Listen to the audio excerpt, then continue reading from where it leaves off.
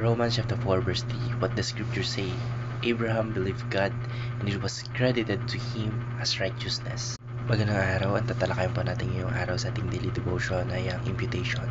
At ang una pong katuruan na natutuhan ko ngayong araw kay Pastor Russell Ocampo ay, our righteousness is not earned but imputed.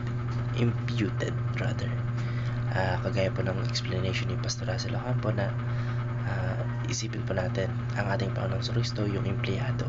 Siya po yung nagtatrabaho, nagsusumikap para sa sahod. Pero yung sahod na pinagsumikapan niya ay credit sa ating mga tao. Siya yung naghirap, siya yung sumalo ng lahat ng pasakit, siya yung sumalo ng lahat ng stress at pagod.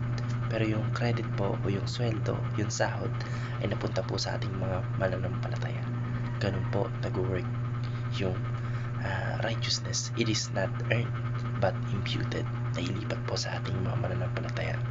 Hindi natin nakukuha o kinikita yung pagiging matuwid sa harap ng ating Panginoon Diyos sa pamamagitan po ng sarili nating mga gawa o sarili nating kabutihan. Kagaya nga po ng sinabi sa aking favorite verse na Ephesians chapter 2 verses 8 to 9. For it is by grace you have been saved through faith. It is the gift of God, not by works, so that no one may boast.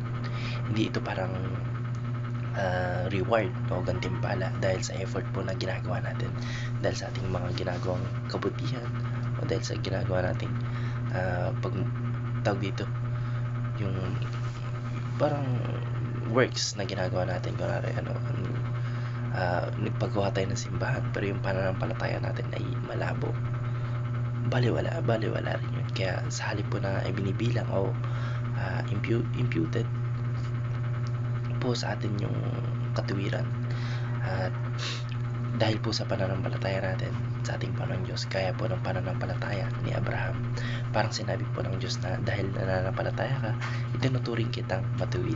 Ganun po nag-work yung imputed. Ang natutuhan ko naman po sa pangalawang katuruan ni Pastor Russell Ocampo ay, our sins are covered by the blood of Christ. Lahat po tayo ay may kasalanan, lahat tayo ay hindi karapat-dapat, at lahat tayo ay nararapat na parusahan. Kagaya nga pa ng sinabi sa Romans chapter 3 verses 23 na all humans fall short by the glory of God. Walang nakapasok sa standard na ating Panginoon Diyos. Kaya dahil po dun, karapat-dapat po tayong parusahan dahil lahat tayo ay sinners, lahat tayo ay nagkasala mula pa lamang doon sa pinakauna-unang tao na ginawa ng ating Panginoon Diyos, which is sila Eva at Adan. Pero dahil po sa dugo ng ating Panginoon Kristo na nabuhos doon sa krus ng Kalbaryo, natakpan po o napatawad po ng ating Panginoon Diyos yung mga kasalanan natin. Hindi na nakikita ng ating Panginoon Diyos yung kasalanan natin dahil natatakpan na ito ng dugo ng ating Panginoon Kristo. Ganito po yung nag-work. May listahan po ang ating Panginoon Diyos ng lahat ng mali natin. Pero nung namatay ang ating Panginoon Kristo para sa atin, parang binuhusan na po ng dugo ng ating Panginoon Kristo yung listahan na yun. Bali, yung listahan na yun na nakagawa, yung mga kasalanan natin, yung mga nakasulat, yung mga pagkakamaling ginawa natin o yung mga sin na nagawa natin sa ating mga buhay after ng pagkamatay ng ating Panginoon Diyos o ng ating Panginoon Kristo doon sa krus ng Kalbaryo, ay binuhos doon yung kanyang dugo at parang tilay nabura na yung ating mga nagawang kasalanan. Ganun po nag-work yung our sins are covered by the blood of Christ. Ang natutuhan ko naman po sa pangatlong katuruan ni Pastor Russell Ocampo ay, our obedience is a result of faith in God. Ang pagsunod po natin sa ating Panginoon Diyos ay hindi para kumita ng kaligtasan.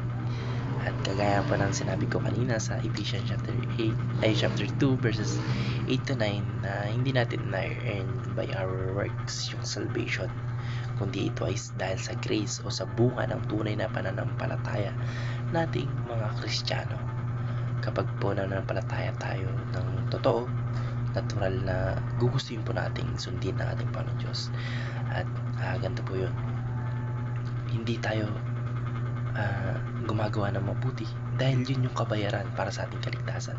Gumagawa tayo ng kabutihan dahil yun yung bunga ng ating pananampalataya. Hindi tayo sumusunod para mapansin o para masabing matuwid o righteous. Sumusunod po tayo kasi mahal natin ang ating Panginoon Diyos at naniniwala tayo sa Kanya.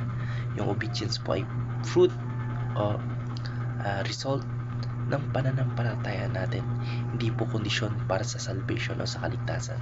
Kaya kung may maririnig tayo na nagsasabing gumawa kayo nito, gawin nyo to, hindi po yun yung requirements for salvation. May marami kasing tao na nagsasabi o kahit organization na nagsasabi na kailangan yung umanib muna dito, kailangan yung gawin to, kailangan yung ma-fulfill ito para